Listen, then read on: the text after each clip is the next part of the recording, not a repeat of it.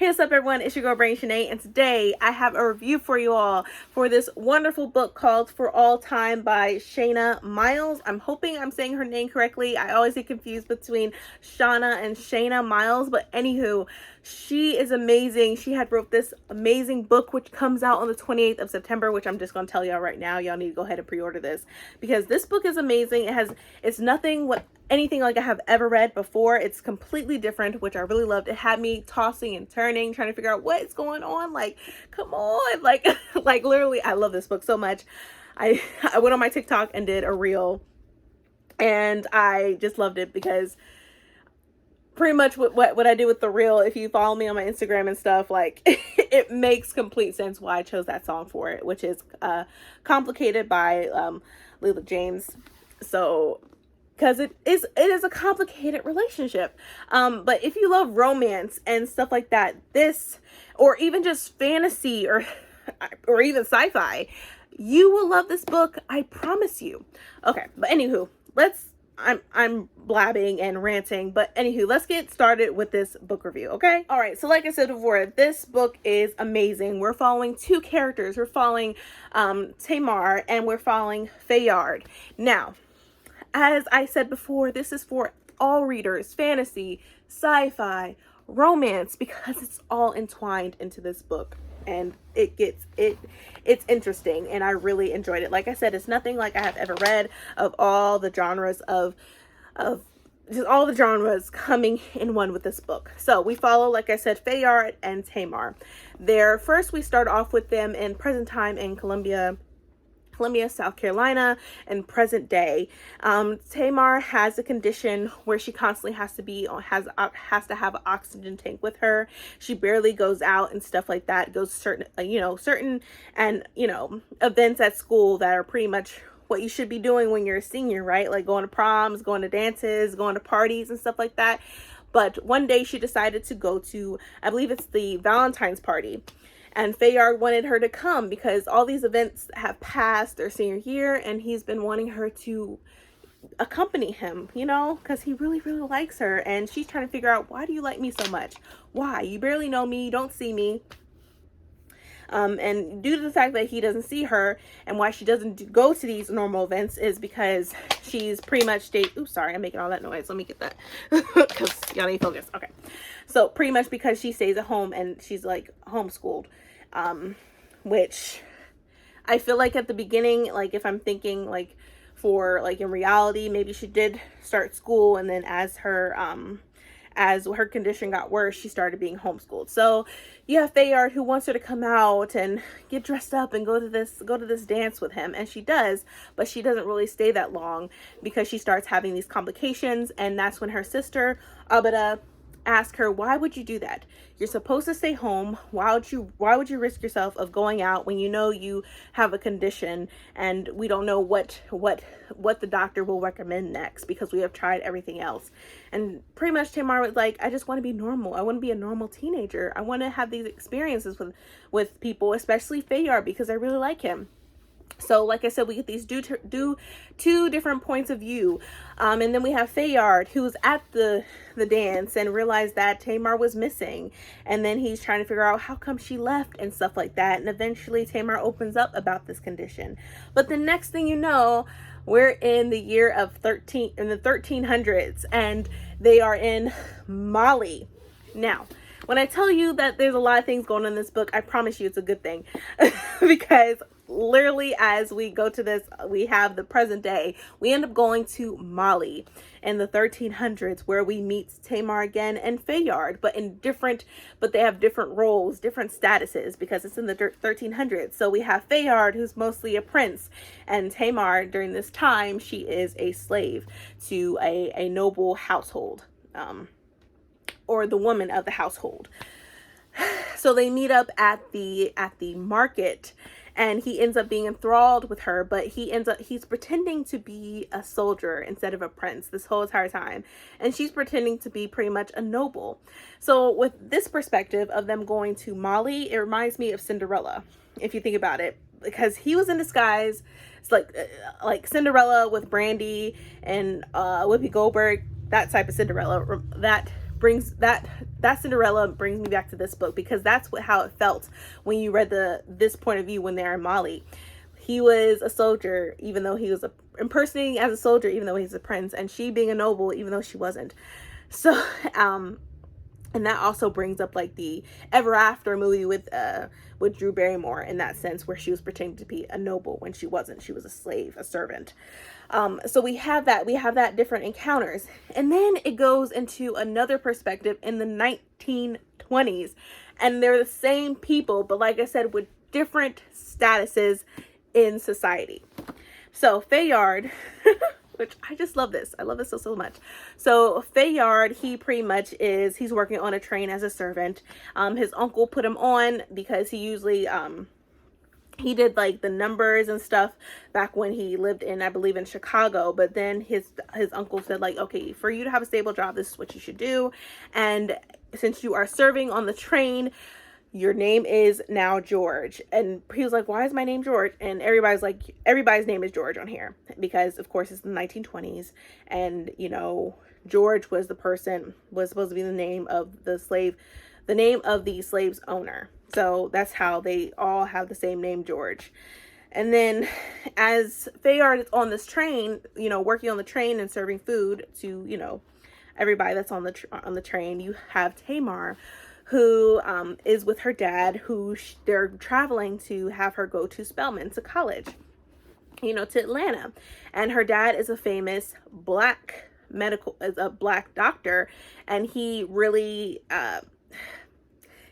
takes pride in that. But he even treats people of his own, you know, black people terribly, and treats them wrong, and acting like he forgot how it was to be black, especially in the 1900s, in the 1920s, you know, like Jesus. And he was just rude and just like during this time with Tamar and her dad, like it was terrible. But once Fayard saw Tamar, he was just mesmerized by her, and he just wanted to get to know her better. And so we have that perspective. And then we have a perspective where we're in space, and it's the year of, like, I believe it's like 2052.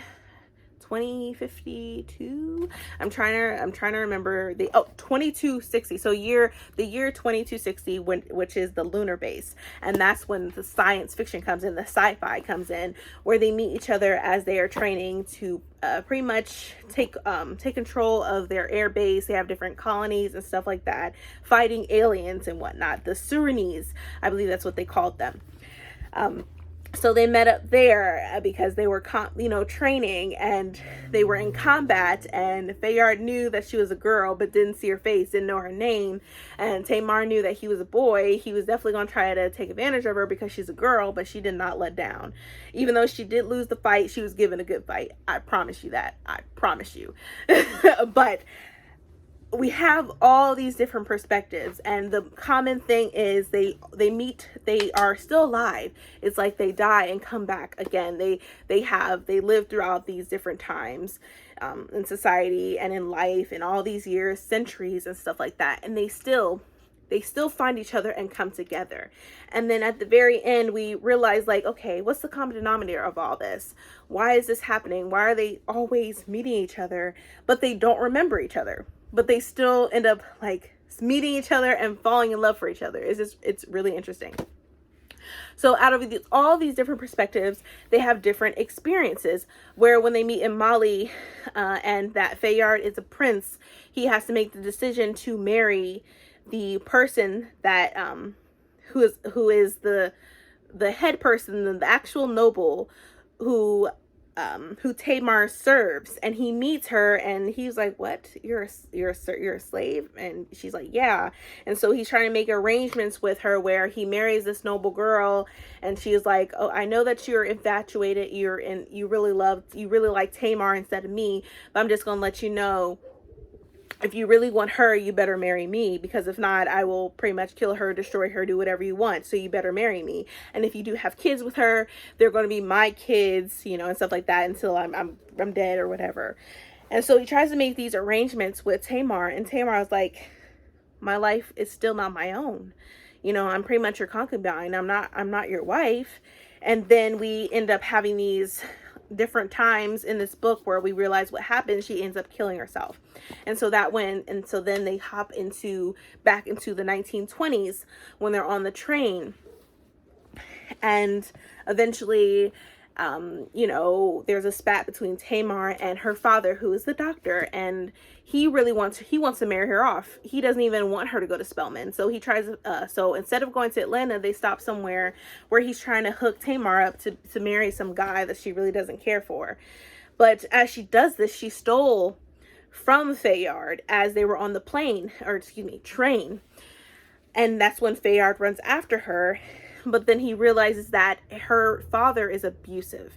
He hits her if she steps out of line and stuff like that. And then we have where her betrothed didn't even care for her either, and he had someone pregnant.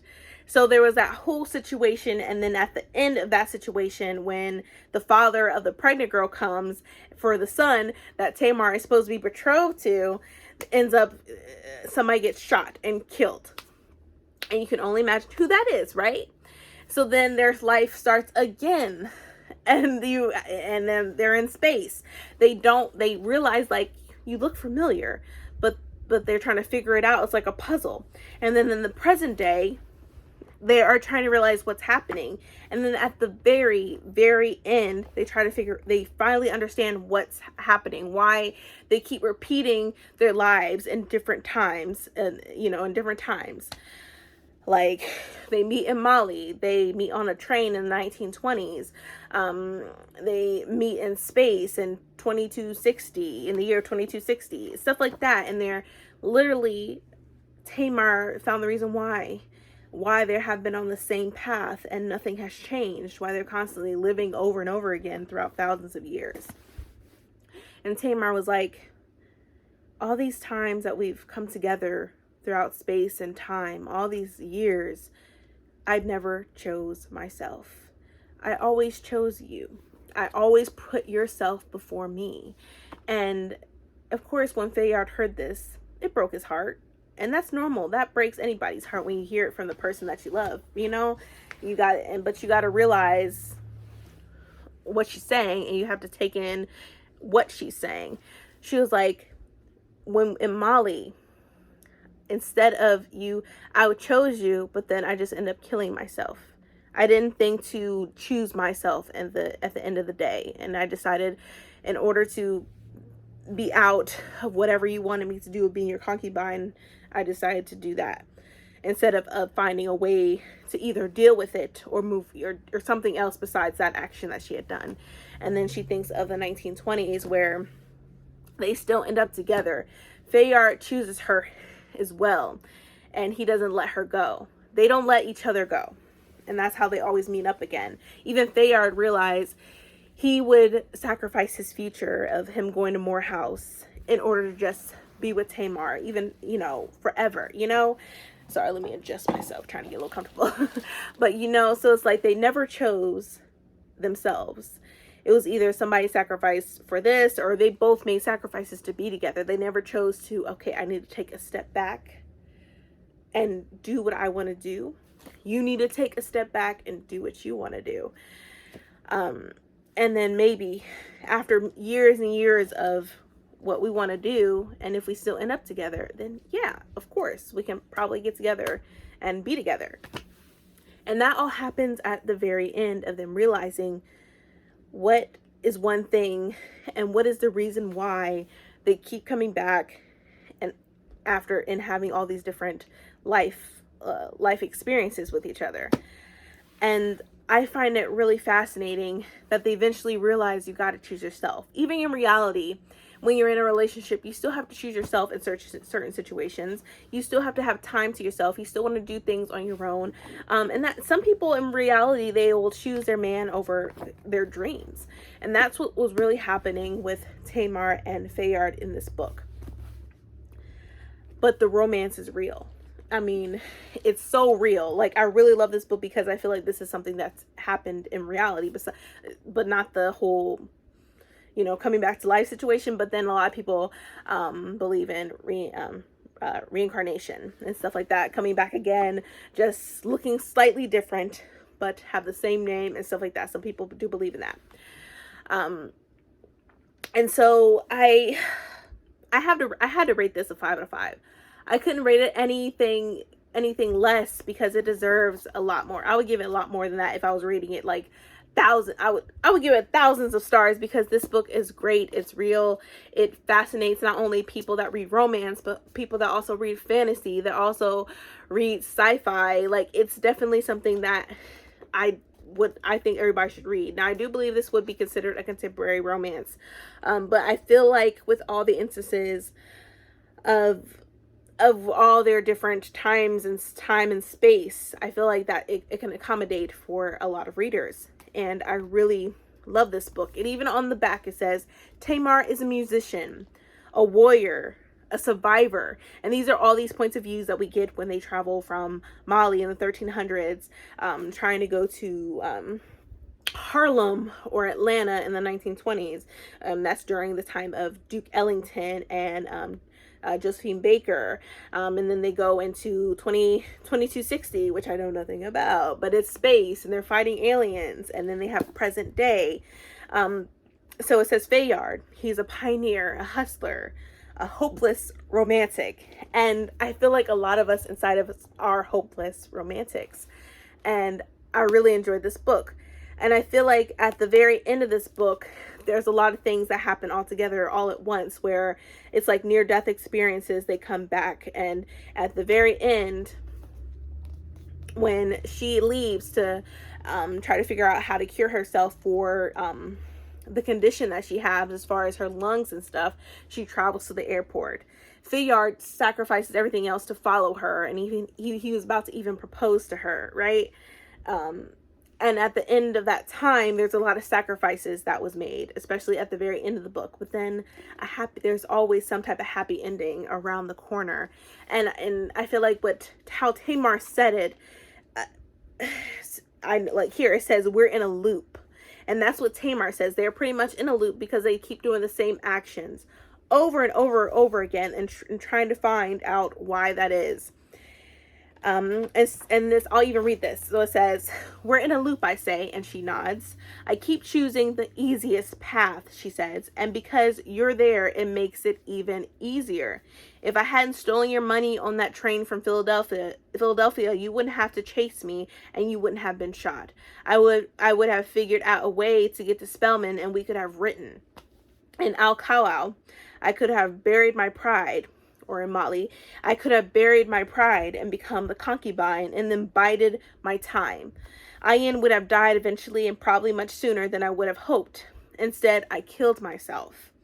There are countless other lives we lived where I had a chance to put myself first, put my life first, and then paired with yours. But staying with you or focusing on you, on us, was the path of least resistance. I love you, but first I've got to love me. I need to start making my own decisions, thinking about what I want to do with this one good life I have. And then of course he says, you love me and stuff like that. And then it says, I think about that and wonder if I was using Tamar as an excuse. I remember what I was running from in Philadelphia and realized that while I found Tamar, I was really trying to avoid having a steady job. Uncle Max was everything I didn't want to be, but I didn't put any real effort into finding my place in the world. I could have let Tamar go with the money. I could have made it back. In Mali, I was just being reckless. I could have put my foot down, but I didn't want to make waves with my father. It seemed easier to let the decisions be made for me. I would have grown up, I say, more to myself than her. It's been easier to put all my attention on you than to make a decision about what I really want to do and be. I don't even consider any other possibilities where we're not together. But then it says, but those might be the best possibilities. There are no coincidences, right? She says, right. So literally at the very end of the book, they realized like they weren't making the decision for themselves. They were making an easy path, an easier way to just be with each other, but never put themselves first and in their decision making, letting people decide their own fate when they have that power of choosing their own fate. So, like I said, a 5 out of 5 stars for this book. It comes out on the 28th, so I definitely suggest you pick it up. I really love this book so much because I feel like it's definitely something realistic. It's definitely something new. It's, like I said, it's nothing like I have ever read before, and I feel like it's definitely something that's well deserved to definitely get awards for, because it's really that good. And it says, even, you know, on the blurb, it says, "For all time is a romance for the ages, with a little heartbreak and a lot of heart. Fresh voices and original predicaments make this one perfect little novel." That was said by Stacey Lee, who is the award-winning author of The Downstairs Girls. But like I said, this comes out on the 28th, so I definitely suggest you pick this up because this book is amazing. I kid you not. I love everything about this book. I like the perspectives, and I like the fact that we get to also travel to different times in history as well, where we have different experiences, different times in society on how women are treated, how men are looked upon, being masculine and stuff like that. I think it brings up a lot of topics. But there are trigger warnings of, you know, of death and abuse and so on. So I definitely want you to keep that in mind as well as you read it. That way you don't be too stunned or shocked about certain scenes in this book. But yeah, there's also thievery in this book as well. So I just wanted to let y'all know ahead of time. But like I said, I really want you all to like think about like this book and getting it, because it's really that good. Shayna Miles had done an amazing job with this. I love the pace of it. It really jumps into action like so fast, of jumping into Mali and stuff like that, going to Africa, going to Philadelphia, and like it feels like you're traveling on the train with Fayard and Tamar, or even in Mali with Fayard and Tamar, even in space with them. And I just find it very fascinating, and I am in love with this book, and I have already pre-ordered it to get my hardcover copy, or just my official copy of this book. So definitely check this out if you have not. It's called For All Time by Shayna Miles. So please pick this up when it comes out. But that is it, you guys. I'm done ranting. I'm done pretty much, you know, going how much I love this book. I'm not going to say it anymore, I promise. But like I said, pick this book up. But anyways, I really hoped you enjoyed this review. If you did, please give me a thumbs up. Also, hit that subscribe button and that bell to be notified when I upload more videos in the future. But thank you so much for watching, you guys, and please stay healthy and stay safe. See ya.